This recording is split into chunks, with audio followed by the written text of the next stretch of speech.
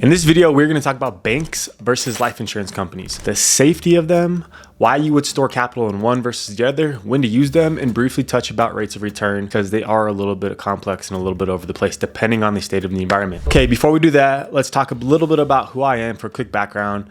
I've been in the financial space for about over a decade. And this concept is not foreign to us. My name is Don Rufran. I've helped thousands of families financially. I've done thousands and thousands of sales meetings, and I have easily helped put over $100 million of cash value in force with families, and helped from a safety and protection standpoint have put over $1 billion of death benefit in places. My background is athletics, played Division I football, played football in the NFL. I have a heart to serve kids, and the reason why I'm showing you this screen is this is kind of my big mission professionally. I want to create enough resources, network, team, etc., to be able to go build sports fields across the world to help kids be able to live their dreams, play sports, so on and so forth. And so with that, we have a company called Better Wealth. I operate that, and this is the And Asset channel. It is a brand of Better Wealth, and what it is, it's essentially life insurance on steroids, and that's what majority of this channel is. We discuss and talk about financial education with an emphasis on how life insurance can help improve your life financially and be the foundational asset to help you live an intentional life. So with that being said, let's go ahead and get after it. Banks versus life insurance companies. Where should you store your capital? The reason why we're talking about banks and not the stock market or not any type of investment is because we look at life insurance as a foundational asset to store capital for opportunities, emergencies that can essentially replace a bank account as your opportunity fund. Okay, so this isn't, should I put money into the stock market or should I put money into life insurance? Should I put money into X or this? It's the bank or life insurance, because the and asset allows us to do both. It allows us to put money into life insurance and then borrow against to invest into other activities. So if you're not super familiar with that, we have plenty of other videos on the channel that talk about how the and asset really works, and using that as a line of credit to be able to use for investment opportunities, specifically for you value creators, business owners, real estate investors, so on and so forth. But this is really going to talk about is where should you store your money? Why should you store your money in one or the other? Talk about the pros and the cons, the risks, the rewards, all of that fun stuff. So with that being said, let's first start with the story of the banks. What are the banks telling us and subliminally telling us at the same time? To be quite frank, have you ever walked into the bank and you get to the teller and what do you see right there on the little desk? You see a beautiful, yummy, dum-dum sucker. Subliminally, the banks are telling you that you are a dum-dum and that you are a sucker. Right? This is intentionally placed there for a reason, to show you that they are the ones in control and that they're the ones that are taking control of your funds and doing other amazing things with.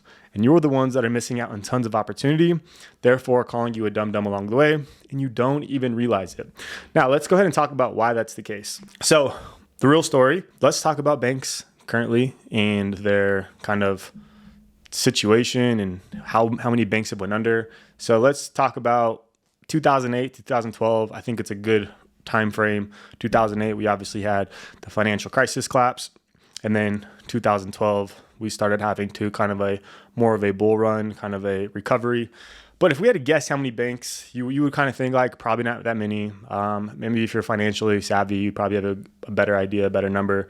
But that number is 465 banks have went under in a 4-month span.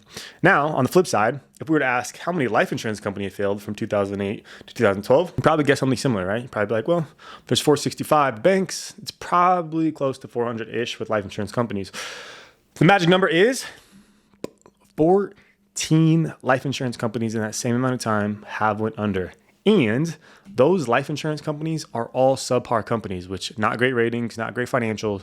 The companies that we use specifically, all are A-rated, strong financially companies. So if you were to put that into consideration, the number would really be 0 for the companies that we use. Now, how to choose the right insurance company, I think is important because we just kind of talked about that. There's 2 types of companies. There's mutual versus stock. We want to make sure that we choose mutual companies, which essentially is saying, hey, you are the beneficiary of being part of the company. They pay you a dividend based off of being part of that company. They give you some of the profits. They are mutually benefiting you versus if you have a stock carrier, they're benefiting the stockholders. been around for 100 years, obviously, non-negotiable, never missed that dividend payment, strong financials, A-rated companies. I think this is very underrated as well. No home and auto companies, when it's specifically this concept, I just think there's way better companies when you're looking at life insurance. You want to be using a company that's focused around life insurance as their baseline portfolio. When you have home and auto, other lines like that, mortgages, you really get into a place where it becomes more of a risk from a standpoint of your returns, because now if you're like with the State Farm, which is a mutually owned company, their dividend is probably watered down because their profits are a lot different when you have $1 billion loss from hailstorms, right? So focusing on companies that are very focused on life insurance, that are focused specifically on whole life products, because there are some companies that sell life insurance, but don't offer the specific type of whole life with this type of design that we're going to discuss and talk about from a cash value rich. And really, we're not going to discuss that much in this. We have plenty of other videos around it, but just know you need to choose a specific company that's really going to help you accomplish the goal for what we call overfunded whole life insurance. So with that being said, what happened in recent history, and we can go back and point to from just, are these banks safe or are these banks not? Well, July 28th, 2023, Heartland closed. March 12th, 2023, Signature Bank closed. And on top of that, the fourth largest bank failure in history was Signature Bank. $110 billion in assets was lost. Then March 10th, 2023, we have Silicon Valley Bank. And that was the second largest bank failure in history with a total of $209 billion in assets lost. 1 month later, First Republic Bank, May 1st, 2023, closed. You can already see the amount of banks that had closed, that were high portfolio, lots of assets in a very short period of time. They became the new second largest ever US bank, right? So we had a second largest bank failure collapse ever, and then First Republic replaced them, becoming the new second largest ever US bank failure with $212 billion in assets lost. Okay, so we asked the question, who's the real dum-dum? Well, they would still like to think you, but I would like to think that some of these banks really are. But when you really break it down and you want to start looking underneath the hood, which we'll kind of talk about towards the end, a lot of these smaller regional banks really were the ones that suffered from it. You can see that there becomes more of a monopoly and hierarchy in banks. You got the Wells Fargos, the Chase Banks, Bank of America, that started consolidating all of those, because those assets and dollars, they got to move somewhere, especially when, you know, they're federally FDIC. Some of that money is definitely coming back to the policyholders. So with that being said, like, they got to put the money somewhere. People are not just no longer making money. So people are consolidating into some of these larger banks because they're more safe. And I truly believe that it's kind of, you can call it a conspiracy, you can call it whatever you want, but I really do believe that it was planned for a lot of this to happen that way. So why did this actually happen? Well, we're going to talk about one thing specifically, which is going to be called fractional reserve banking. But something that I'm not going to really discuss too into depth, it has to do with just the Federal Reserve in general. The Federal Reserve raised rates way too fast, and these banks had no idea. And because of it, caused a lot of financial problems on the back end for some of these banks. And I believe that some of these banks knew that it was coming because they are directly tied with the Federal Reserve. When you have a higher end bank, top tier banks, they know what's going on because some of the people who started the Federal Reserve, long line lineage with some of these companies. But when you got some of these smaller banks, they're not in the in, they don't have any idea. So therefore they kind of got caught, you know, with their pants down at the end of the day. But from what we're going to talk about, one of the more important pieces is fractional reserve banking. It's like, what is fractional reserve banking? Well, if you're familiar with this channel, or if you're familiar with the financial system in general, it's a system which only a fraction of bank deposits are required to be available for. So what does that actually mean? What's an example? So let's just talk about money from a percentage perspective and an example. So let's just say you, as the consumer, you have $10,000. You put it in the bank. You are going to receive 4% interest today. Now, that 10 grand, 4% is a very great number right now, but a year ago, that was 0%. So obviously there's some benefits to putting money into a bank relative to what it was a year ago. But you say 4%, they're going to pay you $400. Now, the bank will take your 10 grand and they'll lend out a percentage of it. A lot of the times it's 90%, 90 plus percent. They'll lend out that dollar to multiple different people, whether it's mortgage, credit cards, car loans, so on and so forth. So they're taking your money and they're lending it out. I use an extreme example of saying that they use the $9,000 to go lend it out to like a 26% credit card. So if that was the case, $2,340 they made on your money. So essentially printed money out of thin air because it wasn't your money. They borrowed your money to go pay other people. At the end of the year, like, well, how is this possible? Well, it's fractional reserve lending. You're able to lend out a percentage of money based off of the money that you give them. At the end of the day, there's only $1,000 of your $10,000 in reserves for withdrawal. So there's really not that much money in actual cash available just in the banks just sitting there. Like there's just not. And so kind of want to just give the sheer numbers for what the banks are actually making. 550% on your money. Like, well, how is that even possible? The math doesn't really make sense to me. How do I give them 10 grand? They give me 4%, 26%. That doesn't really make sense. Well, if you look at the math, you would think, okay, 26% minus 4%, they give me 4, they go make 26, 22%. Well, that's not really the case. The delta is 550. You got to actually look at the returns based off the multiples. So this bottom example here, I think will give you a better idea of it. If I go from 4% to 8%, right, that's 100% return. So imagine going from 4% to 22%, 4% to 26%. If you're getting 100% from 4 to 8, 550% is going from 4 to 22%, 4 to 26%, right? That just hopefully can give you a conceptually. You have to kind of look at it on a actual dollar growth, not the percentage growth. So at this bottom, it's like, hey, 4% on $10 is $4. 8% on $10 is $8, right? Double, 4 to 8 is doubled, right? So that's 100% return. So you're going to have to think about it that way versus like, oh, 4% to 8% is only a 4% return or gain, right? Especially when they're looking at it from a leverage perspective, like the company's not even using their money. They're in theory using the money that you're depositing. All right. So if this is so good, like why banks are making so much money, like they're getting 550%, what's the issue at the end of the day? Like, why are they actually going under? Well, it's a bank run. It's essentially when a bunch of people go to the bank all at the same time and they want to withdraw their money. And that is a big risk because they don't have the money that's sitting there, right? That's what happens when you do fractional lending. This is a funny little meme, I guess. Should have stuck with gold. A lot of people move their money to gold when they feel like, hey, economy's in a pickle, more of a safe haven. Everybody's lining up all at the same time for Silicon Valley Bank, waiting to get their funds. Obviously, there's not enough funds for everybody to get, so therefore the bank goes under. Let's talk about how much money that actually was. Silicon Valley Bank customers withdrew $42 billion with a B in one day. Now, conceptually, it's $4.2 billion an hour. That's an hour and more than 1 million per second for 10 hours straight.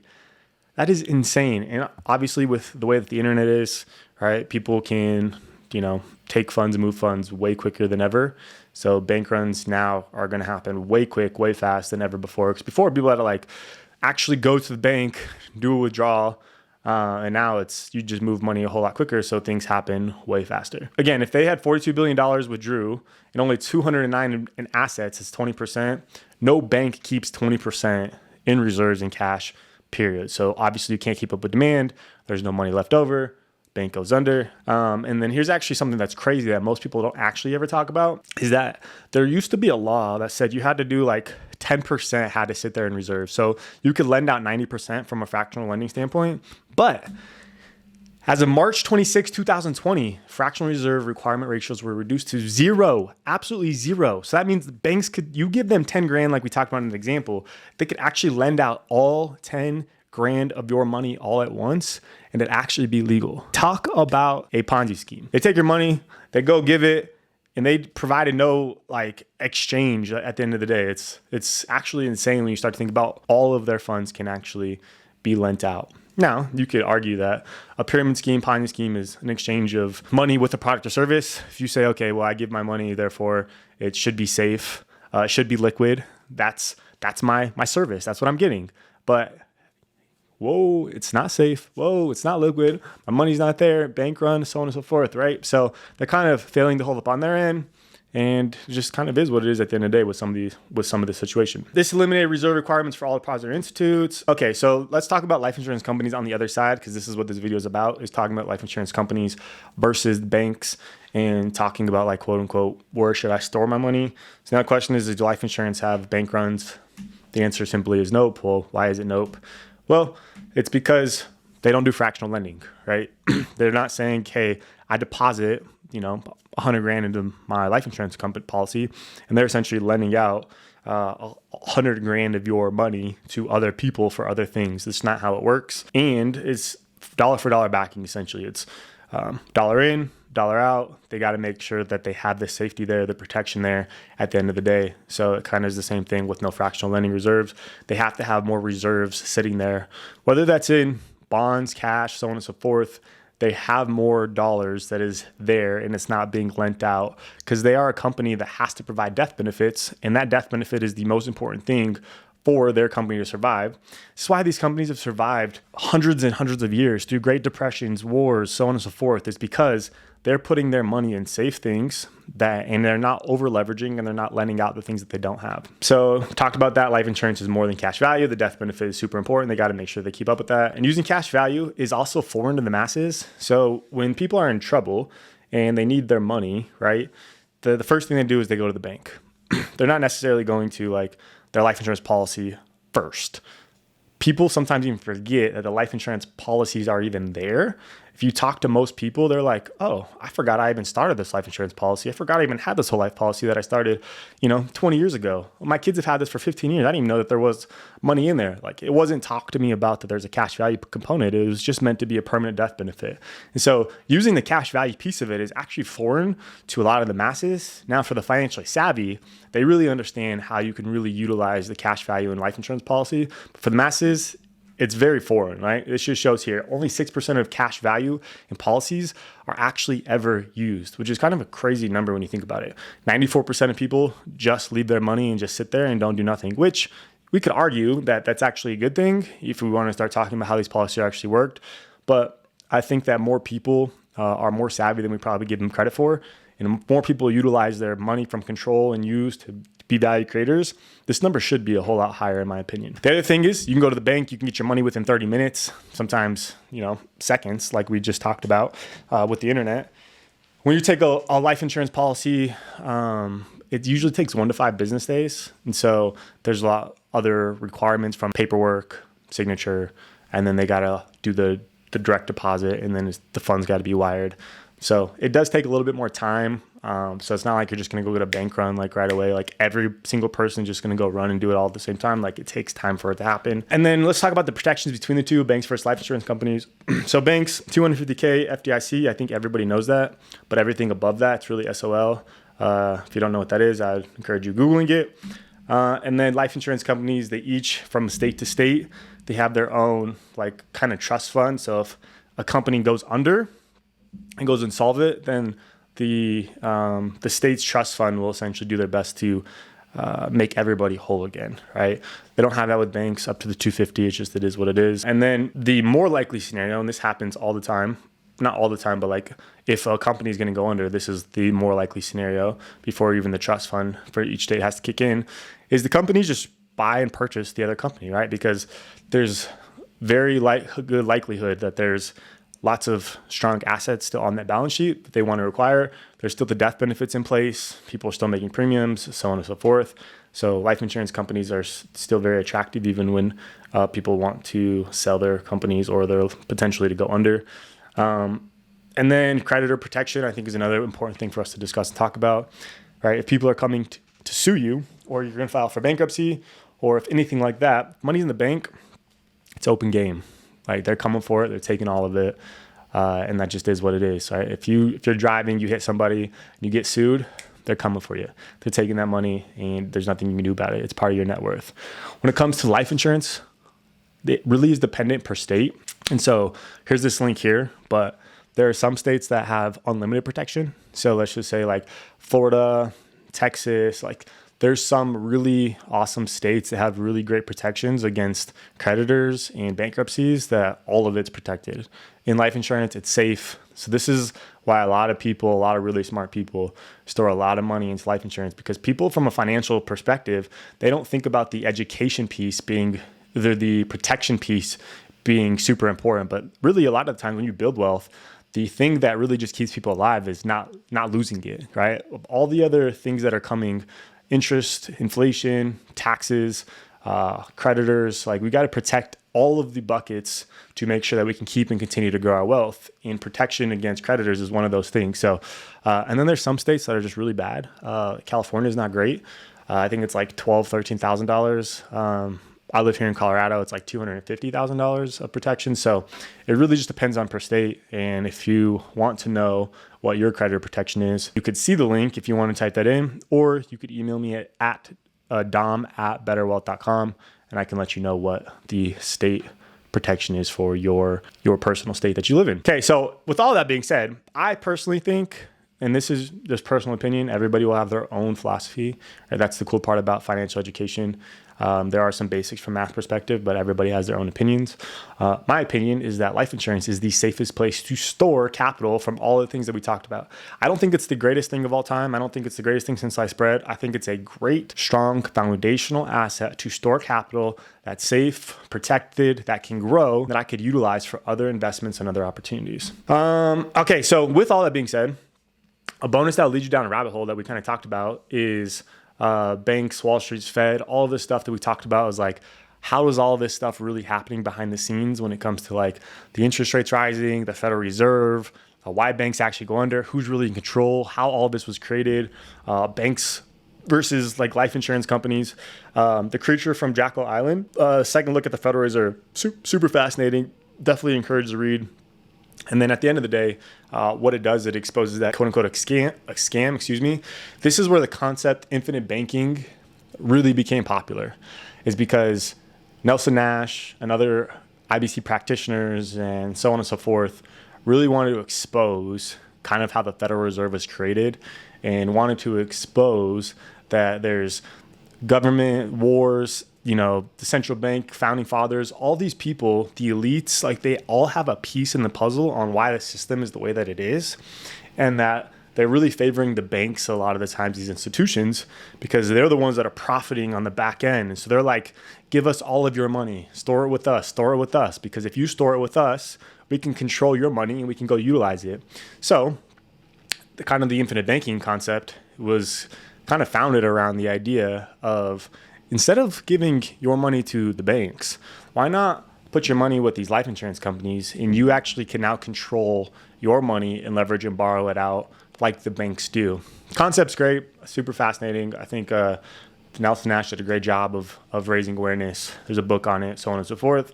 And so with all that being said, here's another good book, The Case Against the Fed, that I think is a fascinating read.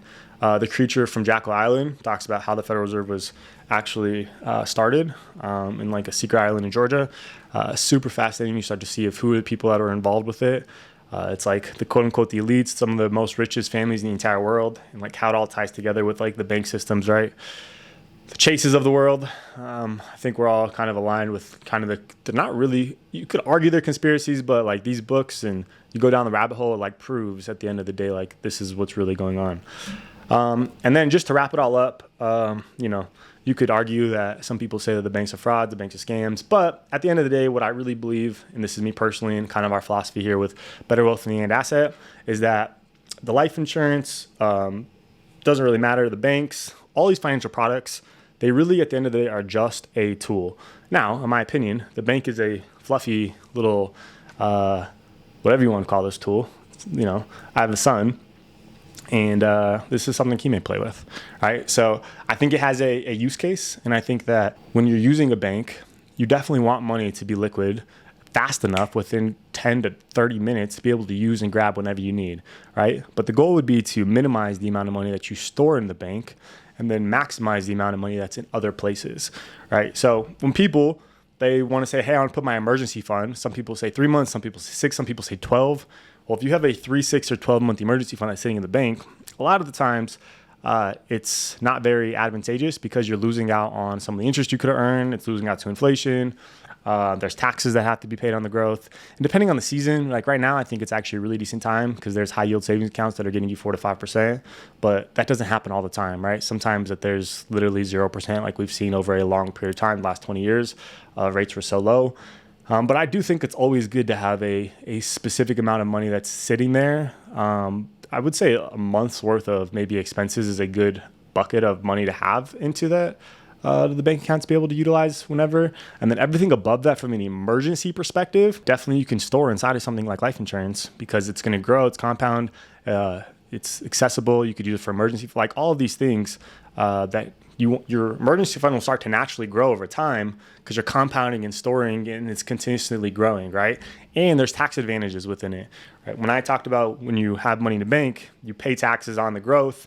In life insurance, you don't pay taxes on the growth. It's tax deferred, and when you use it, you get to use it tax free, and then you also have the death benefit for your family as well. So that's why I just think overfunded whole life insurance in my mind, I don't think it's the greatest tool ever. I know I kind of make it seem like it from this hammer here, Thor's hammer, but I do think it's a supercharged tool compared to the bank for storage of capital for opportunities. I really do.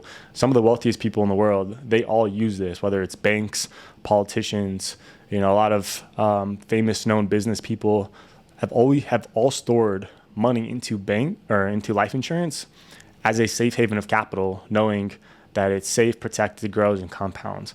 Right? That's why banks have stored billions and billions of dollars into it because they understand. That's why you do what banks do, you don't do what they say. And that's kind of the whole premise of this is like, what are the banks doing? And let's mimic some of them and some of the top tier banks. And let's control our funds. Let's control our capital. Let's be our greatest asset. And let's go ahead and utilize the funds the way that we want to live the intentional life that we desire to live. So I think I'm just wrap this up with this is kind of said this along the way that life insurance, not an investment. Okay. Let's make that very clear. It is a safe place to store money, okay, to go borrow against for other opportunities, for other investments. It also can be a great alternative to a bond alternative, okay? So, you can get a bond-like returns, and I think that's a great comparison. And then you have other benefits as well from the death benefit, tax advantages, so on and so forth. So I already talked about the emergency fund that it can replace. And then the future, I think it's very obvious that like this time that we're in, is showing a lot of signs that history is repeating itself, whether that's the top 7 stocks being 78 to 80% of the entire market, whether that's inflation, unemployment, all things that are just leading to we've had a great run, but there's likely signs that are showing that a recession is coming. It can only happen for so long, and I think that people know it. And so what that means for you and what that means for really smart, wealthy individuals is that you want to prepare, okay? So from a steps perspective, first and foremost, income is king. You need to create cash flow for yourself and then eliminating that bad debt. Debt is at the highest it's ever been in our history, whether it's the country, personally, credit card debt is soaring. We need to get rid of that, knock that out, pay for it first and foremost. Secondarily, after you've got income taken care of, you've paid down the debt, now you can start safety storing capital, okay?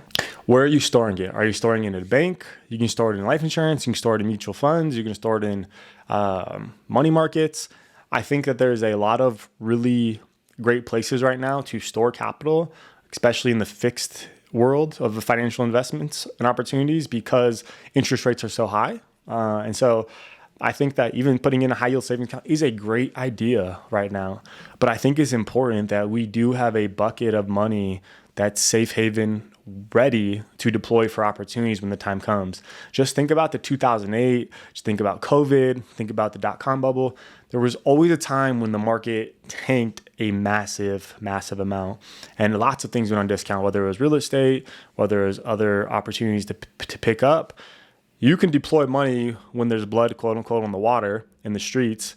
And then when that is deployed from a very cheap discount, that will then recover at some point in time. All things recover.